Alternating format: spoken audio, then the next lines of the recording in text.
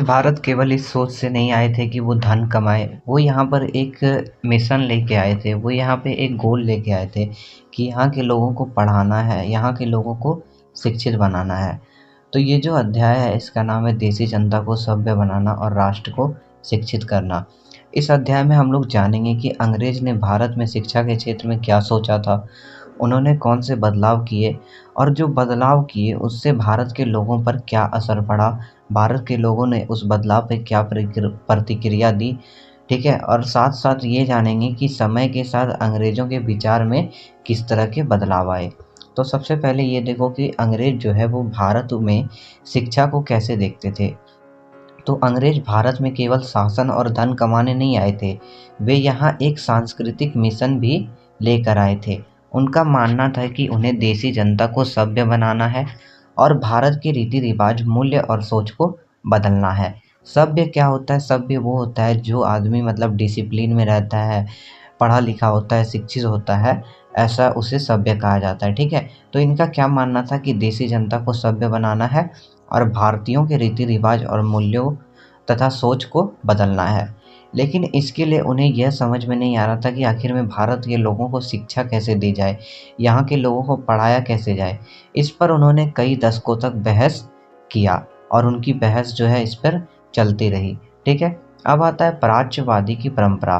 देखो, प्राच्यवादी वो होता है जो यूरोप का भाषा जानता है। ठीक है, जो यूरोपीय भाषा को जानता है, यूरोपीय ज्ञान को जानता है, वो हो गया प्राच्यवादी। ठीक है, तो इसमें सबसे मेन कैरेक्टर है विलियम जोन्स, जो कि 1783 में 1783 में विलियम जोन्स कलकत्ता आया और सुप्रीम कोर्ट का जज बन गया। वह एक महान भाषाविद था। भाषाविद का मतलब क्या होता है? जो अनेक भाषा जानता है, जो बहुत तरह का भाषा जानता है। उन्होंने ग्रीक, लैटिन, फ्रेंच और अंग्रेजी, ठीक है, उन्होंने कौन कौन से भाषा? ग्रीक, लैटिन, फ्रेंच, अंग्रेजी और साथ साथ अरबी, फारसी और संस्कृत भी सीखी थी। उन्होंने संस्कृत के विद्वान के साथ बैठकर भारतीय प्राचीन ग्रंथों का अध्ययन किया। कानून, दर्शन, धर्म, राजनीति, नैतिकता, चिकित्सा, गणित आदि के बारे में भी इन्होंने अध्ययन किया। कलकत्ता में उनके जैसे और भी अंग्रेज अधिकारी थे जो इनके जैसा ही विचार रखते थे। क्या विचार रखते थे? कि यहाँ पर ही इसी चीज़ को पढ़ना चाहिए जो भारत के लोग पढ़ रहे हैं। जिनमें कि दो इम्पॉर्टेंट आदमी आता है, पहला है हेनरी थॉमस कोलब्रुक और दूसरा है नेथेनियल हॉलहेड। पहला कौन है? पहला है हेनरी थॉमस कोलब्रुक और दूसरा है नेथेनियल हॉलहेड। तो इन्होंने मिलकर क्या किया? इन्होंने मिलकर 1784 में एशियाटिक सोसाइटी ऑफ बंगाल की स्थापना की और एशियाटिक रिसर्च नामक पत्रिका निकाली। किन्होंने? तो इन तीनों ने मिलकर 1784 में एशियाटिक सोसाइटी ऑफ बंगाल की स्थापना की और एशियाटिक रिसर्च नामक पत्रिका निकाली। अब देखो, प्राच्यवादी की क्या क्या विचार थे, इनकी सोच क्या थी। तो इनकी सोच थी कि भारतीय सभ्यता जो है वो प्राचीन काल में अपने वैभव के शिखर पर थी। इनका ये मानना था कि प्राचीन काल यानी पहले के समय में भारत की जो सभ्यता थी वो अपने प्राइम पे थी, अपने वैभव पे थी और बाद में धीरे धीरे इसका क्या हुआ? डाउनफॉल हो गया, इसका पतन होना चालू हो गया। भारत को समझने के लिए प्राचीन, पवित्र और कानूनी ग्रंथों का अध्ययन आवश्यक है। ये किनका मानना था? तो ये प्राच्यवादियों की विचार थी। उसके बाद भारतीयों के असली विचार और कानून इन्हीं ग्रंथों से समझा जा सकता है। ये कौन मानते थे? तो ये प्राच्यवादी लोग मानते थे। इन ग्रंथों के पुनः अध्ययन से भारत के भविष्य के विकास का आधार तैयार हो सकता है। ठीक है, अंग्रेज जो है वो भारतीय संस्कृत के संरक्षणकर्ता और अभिभावक हैं। ये किनका मानना था? ये था प्राच्यवादियों का मानना। अब देखो, प्राच्यवादियों ने यहाँ पर लोगों को शिक्षा देने के लिए क्या क्या प्रयास किया। तो सबसे पहले 1781 में इन्होंने कलकत्ता में मदरसा की स्थापना की जिसमें अरबी, फारसी, इस्लामिक ये सब के कानून के बारे में अध्ययन को बढ़ावा देना था। ठीक है, उसके बाद ठीक 10 साल बाद 1791 में बनारस में संस्कृत कॉलेज की स्थापना हुई जहाँ पर सांस्कृतिक भाषा में संस्कृत के ग्रंथों का अध्ययन कराया जाता था। ठीक है, और देश के शासन के बारे में बताया जाता था। इनका मानना था कि हिंदू और मुसलमान को वही पढ़ाया जाए जिससे वे पहले से परिचित हैं और जिसे वे सम्मान देते हैं। ये लोग ये मानते थे कि हम लोगों को, हिंदू और मुस्लिम को, वो ही पढ़ाया जाए जो चीज़ हम लोग पहले से पढ़ रहे हैं या पहले पढ़ चुके हैं और जिसका हम लोग रिस्पेक्ट करते हैं। हिंदू में देखो जो रामायण होता है वो उनका हम लोग रिस्पेक्ट करते हैं, रामायण, महाभारत और भगवत गीता। और मुस्लिम में बाइबिल जो होता है उनका वो लोग रिस्पेक्ट करते हैं, ठीक है। कुरान हो गया, बाइबिल हो गया, उनका ये लोग रिस्पेक्ट करते हैं। उसके बाद केवल तभी इनका मानना क्या था कि केवल तभी जो है वो अंग्रेज जो है देसी जनता का दिल जीत सकते हैं और शासन का जो है सम्मान प्राप्त कर सकते हैं। ये किनका मानना था? तो ये मानना था प्राच्यवादियों का, ठीक है। अब देखो प्राच्यवादियों के विरोधी, अब कोई भी कुछ भी रहता है, कोई भी कानून लाना चाहता है या कोई भी सोच रखता है तो उसका कोई ना कोई विरोधी रहता है, उसका जो है कोई ना कोई उसके अगेंस्ट रहता है। जैसे आपके अगेंस्ट कोई होगा, मेरे अगेंस्ट कोई है, तो ऐसा ही हर किसी की सोच के जो है वो दूसरा आदमी कुछ और सोचता है उसके बारे में। तो कंपनी के कई अधिकारी जो थे वो प्राच्यवादियों की सोच से सहमत नहीं थे। उनका मानना था कि पूर्वी समाज का जो ज्ञान है, मतलब भारत के जो समाज का ज्ञान है, वो त्रुटियों से भरा है। किससे भरा है? तो त्रुटियों से, यानी यहाँ पे बहुत ज़्यादा कमी है और ये क्या है? अवैज्ञानिक है। अवैज्ञानिक मतलब यहाँ पर साइंस का उतना ज़्यादा डेवलपमेंट नहीं हुआ था। ये किनका मानना था? तो ये प्राच्यवादियों के विरोधी का मानना था। उसके बाद पूर्वी साहित्य जो है वो अंधविश्वास और सतही है। इनका क्या मानना था? यहाँ का जो साहित्य है उसमें पूरी तरह अंधविश्वास भरा पड़ा है। अंग्रेजों को संस्कृत और अरबी साहित्य पर पैसा खर्चा नहीं करना चाहिए। भारत को आधुनिक विज्ञान और तकनीक की शिक्षा देनी चाहिए। ये किनका मानना था? तो ये मानना था प्राच्यवादियों के विरोधी का। इसमें प्राच्यवादी के विरोधी में जो सबसे मेन कैरेक्टर है वो है जेम्स मिल। जेम्स मिल क्या थे? तो जेम्स मिल जो है ये प्राच्यवादी के कट्टर विरोधी थे, ठीक है। ये क्या थे? तो ये जो है प्राच्यवादियों के कट्टर आलोचक थे। उनका मानना था कि शिक्षा का उद्देश्य उपयोगी और व्यावहारिक ज्ञान देना है। भारत को पूर्वी साम्राज्य के एक सेकंड भारतीयों को पूर्वी समाज के काव्य और धार्मिक साहित्य के बजाय पश्चिम के विज्ञान और तकनीक सफलताओं के बारे में पढ़ाया जाए। ये किनका मानना था? तो जेम्स मिल का मानना था। जेम्स मिल कौन थे? तो जेम्स मिल वो आदमी थे जो कभी भारत आए नहीं थे और भारत के इतिहास के बारे में इन्होंने एक किताब भी लिख दिया था जो कि हम लोगों ने चैप्टर 1 में पढ़ा था। आई थिंक अगर आपको पता होगा, अगर आपने चैप्टर 1 का वीडियो देखा होगा तो आपको जेम्स मिल के बारे में पता होगा। अब आते हैं मैकाले का मिनट, ठीक है। अब कौन आते हैं? मैकाले का मिनट। तो थॉमस बेबिंगटन मैकाले जो है वो प्राच्यवादी के सबसे मुखर विरोधी थे। ये भी क्या थे? तो ये भी जो थे बेबिंगटन जो थे ये भी जो प्राच्यवादी थे उनके विरोधी थे। वे भारत को असभ्य देश मानते थे। वो क्या मानते थे? कि भारत का जो देश है वो शिक्षित नहीं है, वो ज़्यादा डेवलप नहीं है। वो किनका मानना था? तो थॉमस बेबिंगटन मैकाले का, ठीक है। तो ये क्या मानते थे कि भारत देश जो है वो असभ्य देश है, जिसमें जो है जिसे क्या करना है? तो सभ्यता सिखाने की ज़रूरत है। उनका प्रसिद्ध कथन था कि एक अच्छे यूरोपीय पुस्तकालय का केवल एक खाना ही भारत और अरब के समूचे देश साहित्य के बराबर है। इनका क्या मानना था कि एक यूरोप का लाइब्रेरी का जो एक मतलब खाना रहता है, एक जो भाग रहता है, वो क्या है? तो भारत और अरब के पूरे देश के साहित्य के बराबर है, ठीक है। अब इनका विचार क्या था? तो इनका विचार यह था कि किसी भी पूर्वी ज्ञान की शाखा इंग्लैंड की प्रगति के समक्ष नहीं है। इनका क्या मानना था? कि पूर्वी जो भी है, जैसे एशिया में जितने भी हो गए, भारत, पाकिस्तान, अफ़गानिस्तान, जितने भी हैं, सबकी जो ज्ञान की शाखा है वो इंग्लैंड के प्रगति के सामने कुछ नहीं है। इंग्लैंड के टेक्नोलॉजी एंड डेवलपमेंट के सामने कुछ नहीं है। अंग्रेजी भाषा इन्हें सिखानी चाहिए जिससे भारतीयों को श्रेष्ठ साहित्य, पश्चिम विज्ञान और दर्शन का ज्ञान हो सके। ये किनका मानना था? तो ये बेबिंगटन का मानना था। अंग्रेजी शिक्षा भारतीयों की रुचि, मूल्य और संस्कृति को बदल सकती है और उन्हें सभ्य बना सकती है। इसलिए सरकार जो है वो धन का उपयोग अंग्रेजी शिक्षा के प्रसार में किया जाना चाहिए। इनका क्या मानना था कि सरकार को जो है अपना धन का उपयोग किस चीज़ में किया जाना चाहिए, तो अंग्रेजी शिक्षा के प्रसार प्रचार में किया जाना चाहिए। ठीक है। अब देखो अंग्रेजों ने 1835 में अंग्रेजी शिक्षा अधिनियम पारित किया।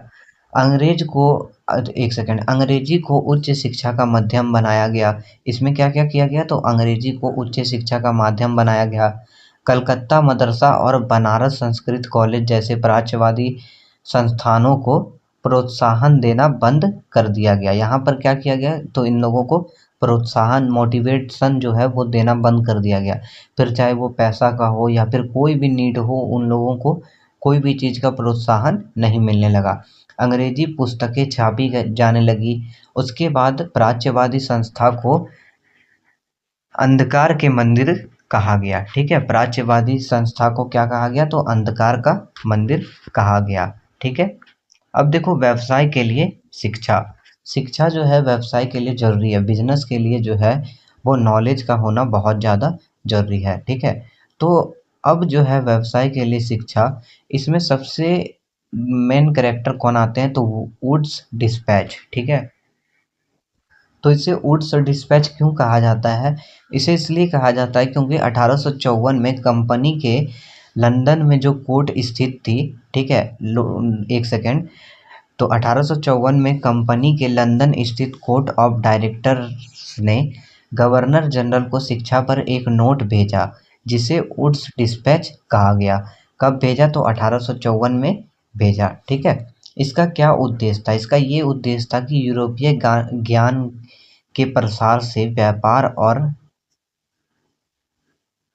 इसका क्या उद्देश्य था, इसका उद्देश्य यह था कि यूरोपीय ज्ञान के प्रसार से व्यापार और वाणिज्य का विस्तार हो। ठीक है। और भारत के देश के संसाधन के विकास का महत्व को समझ में आएगा। ठीक है, भारतीयों को क्या होगा, तो देश के संसाधन के विकास के महत्व के बारे में समझ आएगा। उसके बाद यूरोपीय जीवन शैली से प्रभावित होकर भारतीयों की रुचि और आकांक्षाएं बदलेगी और ब्रिटिश वस्तुओं की मांग बढ़ेगी। ठीक है। अब देखो भारतीयों के नैतिक चरित्र में सुधार होगा और वे साहित्यवादी व ईमानदार बनेंगे। सरकार को अच्छा कर्मचारी मिलेगा। ठीक है। इसमें इसका क्या उद्देश्य था वुड्स डिस्पैच का, तो पहला था कि यूरोपीय ज्ञान के प्रसार होंगे। उसके बाद भारतीयों को देश के संसाधन के विकास का महत्व समझ में आएगा। उसके बाद यूरोपीय जीवन शैली से प्रभावित होकर भारतीयों की रुचि और आकांक्षाएं बदलेगी और ब्रिटिश वस्तु की जो है मांग बढ़ेगी। ठीक है। अब देखो इनका इनमें क्या मुख्य प्रावधान किया गया, तो शिक्षा विभाग की स्थापना की गई ताकि शिक्षा पर सरकार का नियंत्रण हो सके। विश्वविद्यालय शिक्षा की व्यवस्था जो है वो विकसित करने के लिए कदम उठाए गए हैं। ठीक है, कहाँ कहीं कहीं पे जो है ना बीच बीच में मतलब मिस्टेक हो गया है लिखने में, तो ये जो है विश्वविद्यालय है। विश्वविद्यालय शिक्षा की व्यवस्था जो है वो विकसित करने के लिए कदम उठाए गए। 1857 में क्या हुआ, 1857 में कलकत्ता मदरसा और बम्बई विश्वविद्यालय की स्थापना की गई। बम्बई, कलकत्ता और मद्रास विश्वविद्यालय की स्थापना कब की गई, तो 1857 में की गई। स्कूली शिक्षा प्रणाली में परिवर्तन के प्रयास किए गए। ठीक है। अब देखो वुड्स डिस्पैच से क्या हुआ। ठीक है, तो वुड्स डिस्पैच से क्या हुआ,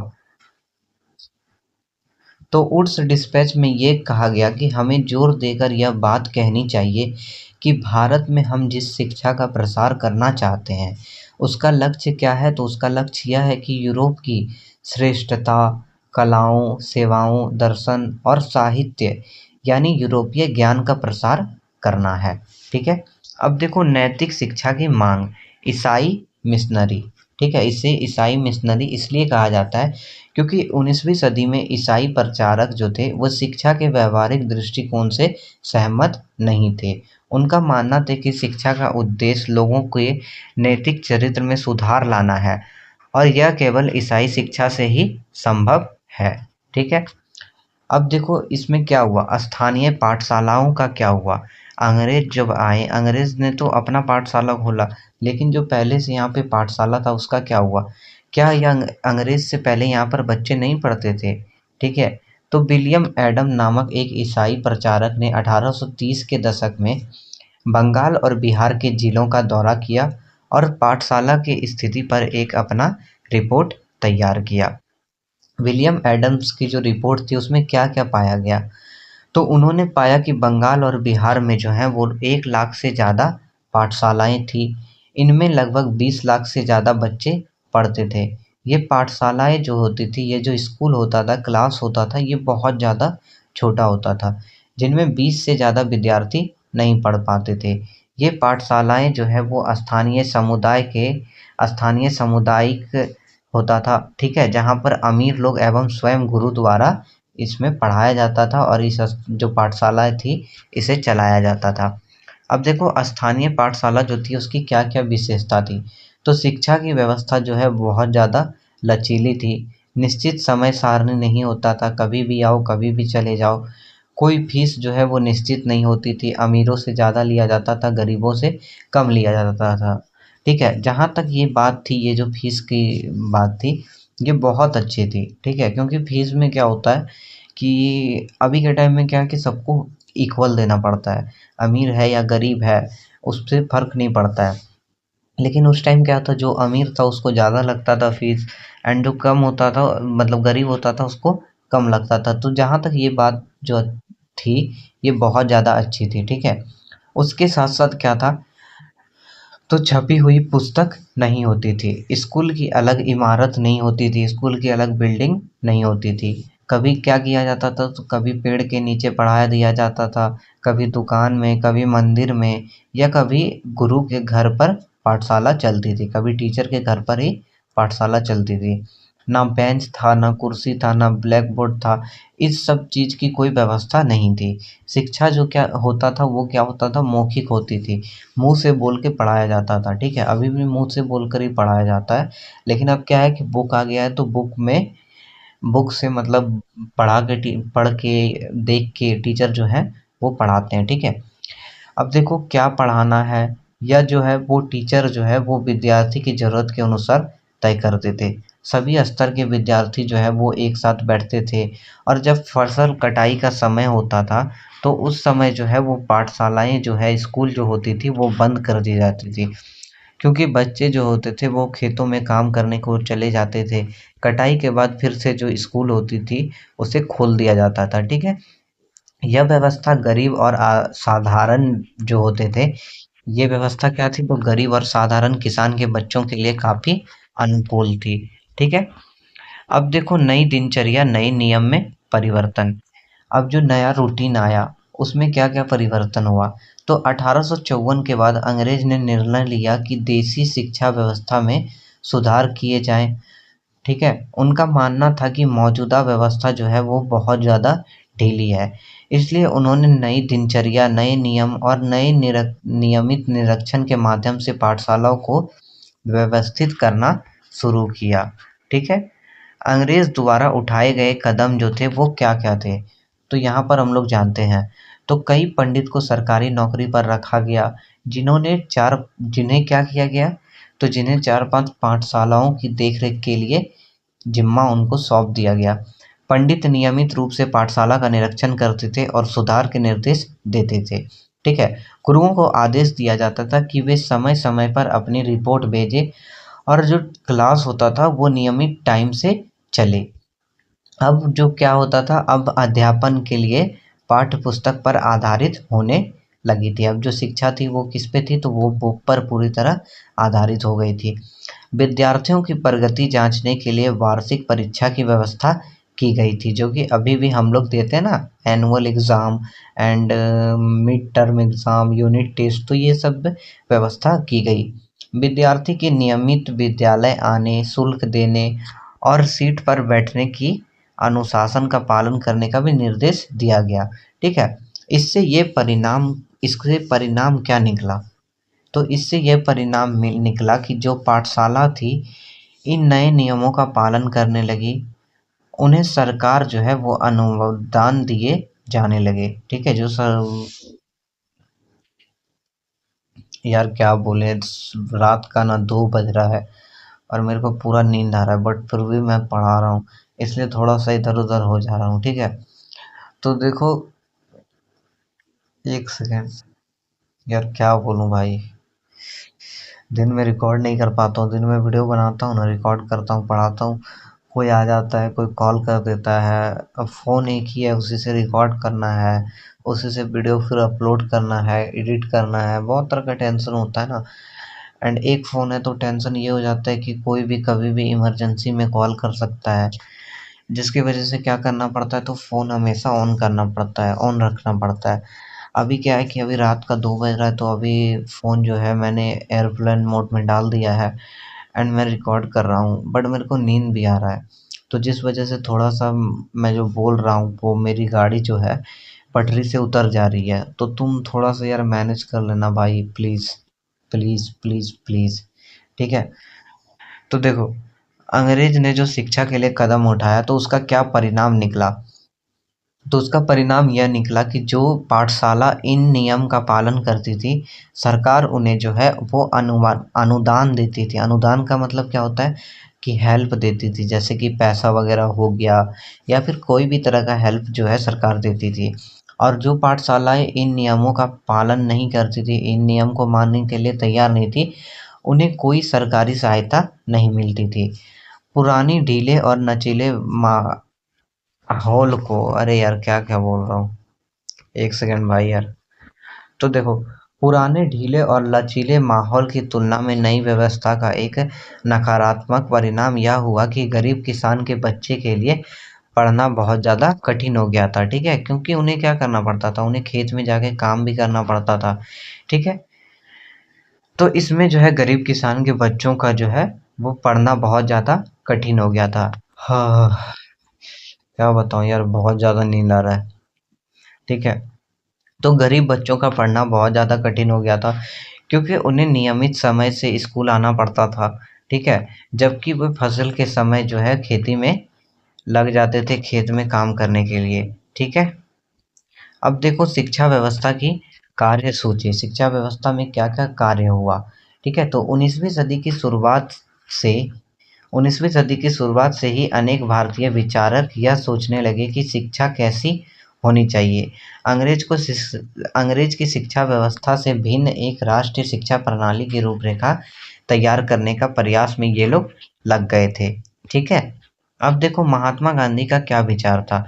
महात्मा गांधी का यह मानना था कि अंग्रेज जो है वो हम लोग को गुलाम बना चुके हैं, हम लोग वैसे भी उन लोगों का गुलाम बन ही चुके थे, ठीक है? तो गांधी जी का मानना था कि अंग्रेजी शिक्षा से भारतीयों को गुलाम बना दिया गया है, ठीक है?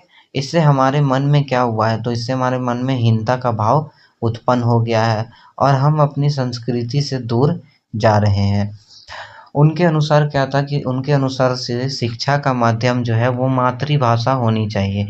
मातृभाषा क्या हो गई, अगर हम हिंदी बोलते हैं तो हिंदी हो गई, तमिल बोलते हैं तो तमिल हो गई, मराठी बोलते हैं तो मराठी हो गई, गुजराती बोलते हैं तो गुजराती हो गई, ठीक है? इनके अनुसार यही था कि हमें जो है शिक्षा वो मातृभाषा में देनी चाहिए। उन्होंने कहा कि साक्षरता ही शिक्षा नहीं है, शिक्षा से व्यक्ति का संपूर्ण विकास होना चाहिए, फिर चाहे शारीरिक विकास हो, मस्तिष्क विकास हो या फिर आत्मा का विकास हो। केवल पुस्तकीय ज्ञान नहीं बल्कि किसी उपयोगी हस्त कौशल का भी अर्जन आवश्यक है, ठीक है? अभी के टाइम में क्या हो गया, अभी के टाइम में जॉब पाने के लिए बहुत ज़्यादा टेंशन होता है। अभी हम लोग बस पढ़ के जॉब में नहीं ले सकते, अभी हम लोग को क्या चाहिए, तो अभी हम लोग को स्किल चाहिए, ठीक है? जो कि हस्तकला। तो ये चीज़ महात्मा गांधी को बहुत पहले से पता था, इसीलिए उन्हें क्या कहा जाता है, उन्हें कहा जाता है राष्ट्रपिता, ठीक है? जो चीज़ अभी हम लोग समझ रहे हैं वो चीज़ आज से महात्मा गांधी 100 साल पहले सोच चुके थे। सोचो उनकी सोच में क्या मतलब अंतर था और हमारी सोच में क्या अंतर है। तो शिक्षा ऐसी हो जो व्यक्ति को, क्या लिख दिया यार, 1 सेकंड भाई, यहाँ पर कुछ जो है ना प्रॉब्लम हो गया है, ये मतलब वर्ड जो है कुछ गलत लिखा गया है, ठीक है? तो मैं इसको ठीक कर दूँगा। तो शिक्षा ऐसी हो जो व्यक्ति को एक नैतिक बनाए, ठीक है? अब रवींद्रनाथ टैगोर ने शिक्षा के खिलाफ क्या किया था, ठीक है? जो अंग्रेजी शिक्षा थे उसके खिलाफ क्या किया था? तो टैगोर का बचपन में विद्यालय का दमनकारी वातावरण जो है वो पसंद नहीं था। उनका मानना था कि विद्यालय जो है वो जेल जैसा नहीं होना चाहिए। 1901 में उन्होंने बंगाल में शांति निकेतन की स्थापना की। यहाँ पर क्या किया गया, तो यहाँ पर खुले प्राकृतिक वातावरण में खुलापन, स्वतंत्रता और रचनात्मक के साथ शिक्षा दी जाती थी। कला, संगीत, नृत्य के साथ-साथ विज्ञान और प्रौद्योगिकी की शिक्षा पर भी जोर दिया गया। साइंस एंड टेक्नोलॉजी के बारे में भी यहाँ पर जोर दिया गया। टैगोर जो है वो आधुनिक पश्चिमी सभ्यता और भारतीय परंपरा के श्रेष्ठ तत्वों का समन्वय चाहते थे। ये क्या चाहते थे कि यहाँ पर जो है दोनों चीज़ का मेल हो जाए। ठीक है। अब देखो गांधी जी और टैगर के विचार में क्या अंतर था। तो गांधी जी क्या चाहते थे, गांधी जी चाहते थे कि पश्चिमी सभ्यता और मशीनों के, क्या लिख दिया यार, पता नहीं यार, कुछ मिस्टेक हो गया है भाई। तो देखो गांधी जी क्या चाहते थे, गांधी जी यह चाहते थे कि, हाँ, तो पश्चिमी सभ्यता और मशीन के खिलाफ थे। ठीक है।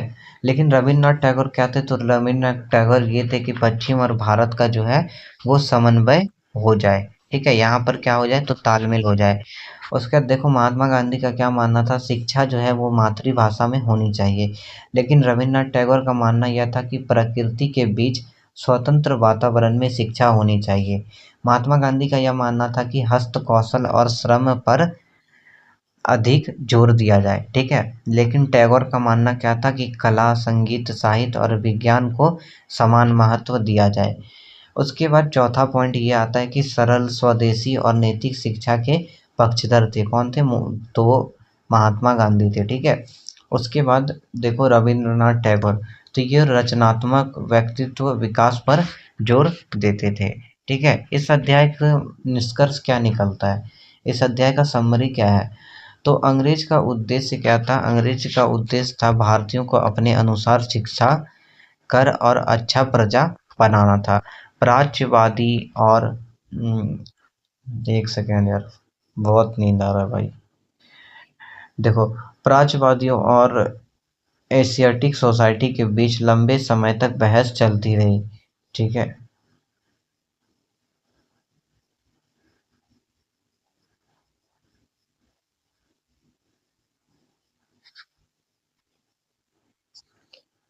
देखो, प्राच्यवादी और एंगलिस्ट मतलब जो इनके विरोधी थे, उनके बीच जो है वो लंबे समय तक बहस चली और भारतीयों को कैसी शिक्षा दी गई।